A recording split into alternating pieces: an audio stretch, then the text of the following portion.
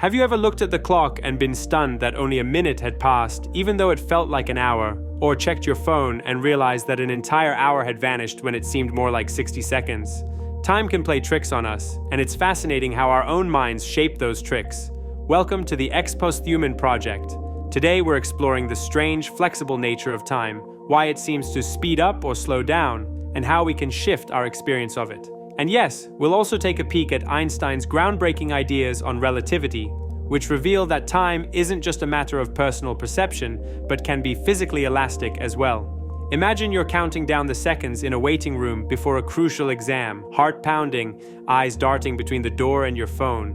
Each tick of the clock seems magnified. You feel every vibration in the air, every passing moment stretching out longer than it should.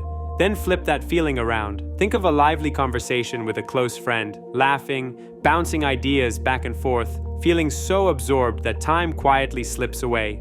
Suddenly, you look up and notice it's past midnight, and you both wonder how hours disappeared in what felt like the blink of an eye. It's the same clock, the same planet spinning, but two wildly different experiences of time. This isn't just a quirky feeling, there's a reason behind it. Our perceptions shift depending on things like excitement, fear, novelty, even how closely we're paying attention. You might say our brains behave like directors in a movie, deciding what to highlight in each scene. When we're bored, anxious, or waiting for something, that director zooms in on each second, making time crawl. Meanwhile, when we're thrilled or deeply focused on something we love, the director forgets to track every moment, and the film seems to speed up. But here's where things get even more fascinating. Time isn't just elastic in our heads. According to Einstein's theory of relativity, time can genuinely expand or contract depending on speed and gravity.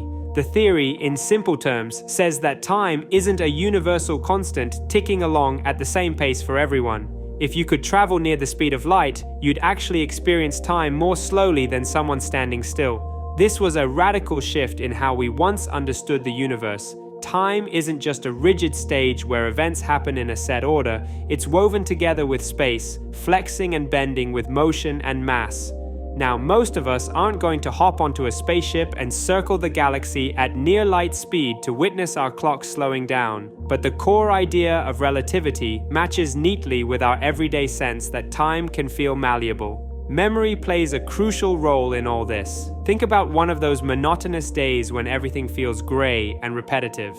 At the time, the minutes drag, yet looking back, it all seems to condense into a single, forgettable blur. Then consider a day filled with new experiences, traveling in a city you've never been to, tasting a dish you've never tried, or meeting people who surprise you with fresh perspectives. By day's end, you might say, it's hard to believe that was just one day. Why?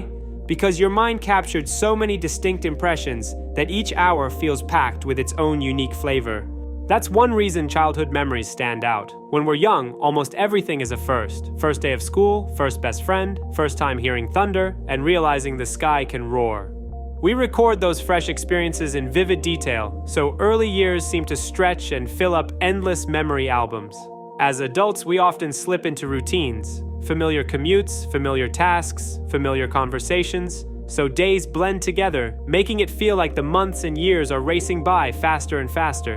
It isn't that the clock itself speeds up, our brains just aren't collecting the same volume of new experiences.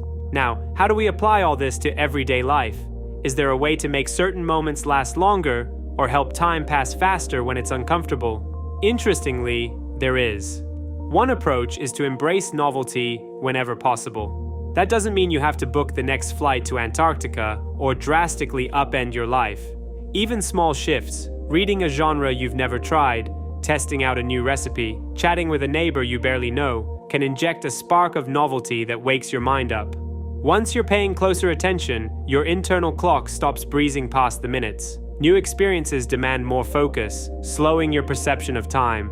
If you want a moment to feel more expansive, try grounding yourself in your senses. Notice the texture of a place, the temperature of the air, the rhythm of your own breathing. It sounds simple, but deliberately tuning in can make an experience bloom.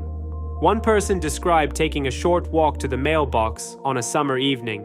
Instead of rushing through it, they stopped, listened to the cicadas, felt the humidity against their skin, noticed the color of the sky shifting from orange to pink. It was hardly a grand adventure, Yet those 3 minutes turned into a small, rich memory instead of a forgotten chore. What about the times you wish would hurry up, like a long line at the store or those nerve-wracking minutes before a presentation? Here's a little mental trick. Redirect your attention. Engage your mind with something else, perhaps brainstorming an idea for a personal project or humming a tune you enjoy. By occupying your mental director with a new task, you prevent it from obsessing over every tick of the second hand. That mental shift can compress time, or at least reduce the discomfort of waiting. Still, we can take a cue from Einstein's perspective too. Time doesn't always unfold the same way for everyone. You can find your own relative speed by aligning tasks with your natural rhythms. Some people concentrate best in the morning, others come alive at night. If you do the most challenging parts of your day during your peak focus hours, you might be so immersed that time moves swiftly in a good way, like an athlete in the zone. Meanwhile, if you're stuck trying to force yourself into a schedule that clashes with your natural energy levels, each minute can feel like an eternity. The bigger question underlying all this is what we want from our hours and days. Are we simply trying to get everything done as quickly as possible, or do we crave a life that feels rich and expansive? One person I know was constantly complaining, "I never have enough time," especially in the evenings. They'd come home from work, scarf down dinner, scroll social media, and suddenly it was midnight. It all blurred together, no matter how many hours they technically spent relaxing. But then, they started adding a 20-minute walk after dinner, without their phone. They said it felt like they'd magically created more time out of thin air. Those 20 minutes slowed the evening down, gave them mental space, and left them feeling less rushed by the clock. If we return to the bigger picture, perhaps time isn't so much a straight line as it is a tapestry, one woven by our experiences, our attention, and on a cosmic level, even our velocity or proximity to massive objects. We can't change the number of hours in a day any more than we can stop the Earth from spinning, but we can change how we experience each hour. We can experiment with injecting novelty, welcoming stillness, and arranging our day to fit our natural rhythms. We can choose to acknowledge that minutes might fly when we're engaged or drag when we're uneasy, and we can harness both modes to our advantage. That's the essence of the Ex Post Human Project's view on time. It's not just about those ticking seconds on your watch, but about the life you pour into them. When an hour melts into a minute or a minute swells into an hour, it's a reminder that we're active participants in shaping how time feels. We're not simply bystanders resigned to a clock we can never influence. We're storytellers, and time is part of the story we choose to tell ourselves. In that sense, time itself is alive, shifting, expanding, contracting, right alongside our consciousness.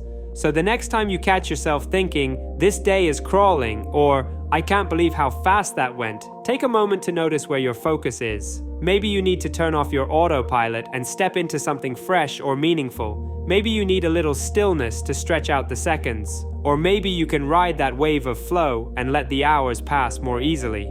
The clock doesn't always have the final say. We do, by how we interact with these moments that make up our lives. And if we remember that time is both subjective and relative, we might just find there's more elasticity in it than we ever realized.